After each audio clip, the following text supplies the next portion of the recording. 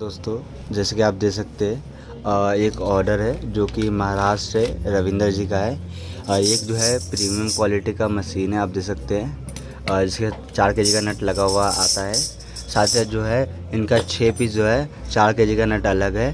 देख सकते हैं ये जो होता है 16 mm का नट होता है, जैसे कि देख सकते हैं आप ध्यान से 16 mm का नट होता है। और ये जो है आपका 14 केजी का नट है जो कि आपका यूज़ होता है 14 केजी के सिलेंडर में भरने के लिए। ये होता है आपका 25 mm का। साथ साथ जो है ये जो है 2 केजी का नट होता है और ये होता है 14 mm का, जो 2 किलो वाले सिलेंडर होते हैं उसमें रिफ़िल करने के लिए होता है, आप देख सकते हैं।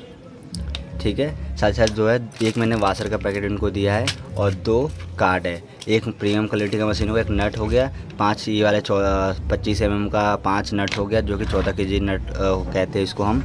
और 6 पीस जो है 2 केजी का नट है और जो है 6 पीस 4 केजी का नट है। ये इतना ऑर्डर है, ये रविंदर साहू जी का ऑर्डर है महाराष्ट्र से। Thank you.